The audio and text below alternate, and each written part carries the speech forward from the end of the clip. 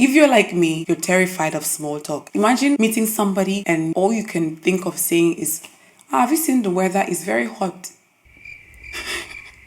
That doesn't help your conversation skill, does it? Well, in this video, I am going to share with you tips, 5 quick hot tips that will help you when next you're making small talk with someone. Hello ladies, welcome to another video. Today's video is going to be about how you can hold a conversation, network successfully, make small talk, and never ever be boring. Whether it is a client, a business partner, your boss, a new friend you're just making, a total stranger you just met, or if you are on a date with that wonderful man. Ladies, let's jump right into the video. The first tip is for you to use the Ford method. That is FORD. F stands for family, O stands for occupation, R stands for recreation or hobby, and D stands for dream. Let's look at F. F is for family. You can ask somebody a question about their family in those moments when you are unsure about what to talk about. This particular one is really great for a follow-up conversation. Maybe you saw them previously and they told you what was going on in their family. You can simply follow up on that because that is why it is important for you to pay attention and learn to follow up. This is a great question for somebody you know. You don't want to ask somebody you're just meeting questions about their family. They can see it as intrusive, or you can end up asking a question that triggers a bad memory. Imagine asking somebody, how is your mother doing, when they don't have a mother, right? So you want to ask this question to somebody you've known before and also follow up if they ever mentioned something about their family to you. O is for occupation. However, you want to throw out the usual, what do you do for a living? Sometimes it puts people on the defensive, especially when they don't have a job that has, the fancy title. You want to ask this question, but in a more subtle way. So you can replace what do you do for a living with what project are you working on? Or you can ask them, how do you spend most of your time? They will then go on and tell you, oh, I spend most of my time working. Then you can follow it up with, what do you do for work? Right? That can go. So you want to throw out the usual, what do you do for a living? What do you do? Oh my goodness. It just puts people on the defensive. Also, you can always follow up when it comes to occupation. Imagine you met somebody and you had a conversation with them and they told you that they were working on a particular project, or maybe they were traveling for work. It is great for you to follow up when next you talk to them, right? That is how you hold a conversation. That is how you network. Oh, you mentioned you were traveling to work. How did that go? Were you able to see the city outside of work? This particular one is really great when you're networking for business, or when you're in a conference, or when you're just meeting new people. R, recreation or hobby. My favorite way of asking this question is to say, so outside of work, how do you spend your time? How do you unwind? If you ask this question to somebody who has a very great work-life balance, you're just going to sit there and watch them tell you how they went to play golf, how they went swimming, how they did this and they did that, and you just sit down there and enjoy that conversation. I'm going to advise you against saying, what do you do for fun? Sometimes your brain will just freeze up. What do I do for fun? What do I do for fun? What do I do for fun? What do I do for fun? So you want to switch it up with the example I just told you. Outside of work, how do you spend most of your time? What do you do to unwind? That will help the person be more open about how they unwind outside of work. D is for dreams. Please don't ask somebody, what do you hope to achieve in the next 5 to 10 years? Huh? It's not a job interview. Here is a way you can still ask that question. What is your innermost desire when it comes to your business? What is your innermost desire when it comes to your career? What is your innermost desire when it comes to your academics? If it is a romantic situation, what is your innermost desire when it comes to your love life?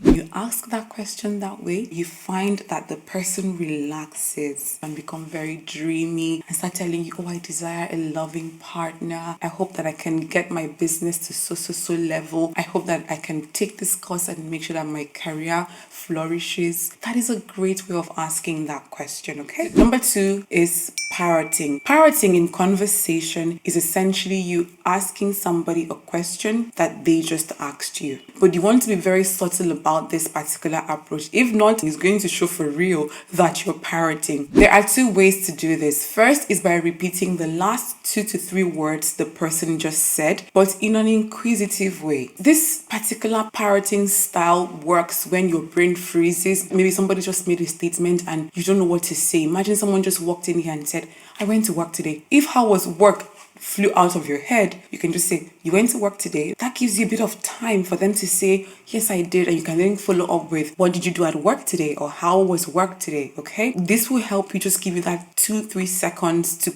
put your thoughts together. And it works really great when you don't want the conversation to run stale, simply because your brain has decided to freeze. The second way to parrot is to ask the person a question that they just asked you, but in a more detailed manner. So for example, if someone were to ask you, how are you doing? Instead of just answering, I'm fine, and then telling them, how about you? You can say, oh, I'm doing great. How are you doing? You mentioned you were going to do this and do that. How did that go? You're asking the same question. You're actually parroting their question back at them, but in a more subtle and detailed manner. That is why it is important for you to pay attention to previous conversations you had with somebody. It is a great way to hold a conversation when you are thoughtful enough to follow up with them regarding something you discussed earlier on. Number 3, ask open-ended questions. Open-ended questions are questions that cannot be answered with a simple yes or no. These types of questions require the person to talk at length about themselves. Open-ended questions usually start with where, why, what, when, who, and how. So if I say to you, where were you yesterday? You cannot answer that question with a yes or no. You have to say, oh, I went to so place yesterday and I did this and I did that. If you say, how were you able to achieve this thing? That person cannot answer yes or no. They have to tell you in detail how they achieved that thing. I call it the 5W 1H. Where did you go to yesterday? What did you do when you traveled last month? When are you going to provide this particular information? Why did you choose to do that? Who did you have a meeting with yesterday? You can then say, how were you able to achieve this particular thing? There is no way anybody can answer these questions with yes or no. This is a way for you to gather more information from what they tell you so that you can have more questions to ask them. Ladies, if you are enjoying this video, do give it a thumbs up. Leave comments in the comment section sharing with me other tips that can help you hold or carry a conversation. Number 4 is for you to keep up with recent news. If you're ever in a situation where you're talking to somebody, you're having a conversation, you're enjoying each other's company, and you realize that you've run out of questions, you don't know what to ask them anymore, all you have to do is say, did you hear what happened yesterday? And they say, what are you talking about? What happened yesterday? Oh, this happened, that happened. Did you hear it? They say, yes, I did. Oh my goodness. I was shocked too. But what do you think of it? Immediately, that conversation that was about to be carried into the grave will suddenly resurrect. A bonus tip here is for you to make sure that the event you choose is something the person will have interest in. If the person you're talking to doesn't like gossip, immediately you start asking them, did you hear how this celebrity did this, this celebrity did that? It could be a turn off. It could be a no in their mind. So make sure that whatever recent news you want to ask them about is something they will find interesting. And finally, number 5, pay attention. I hinted at this in almost all the tips I shared. When you pay attention to previous conversations you've had with somebody, it is always a great avenue for you to have what to talk about when next you see them. It could be they were traveling, they were handling something at work, they suffered a breakup, whatever it is. Sometimes it could be that they even mentioned it in passing. That is why it is important for you to pay attention.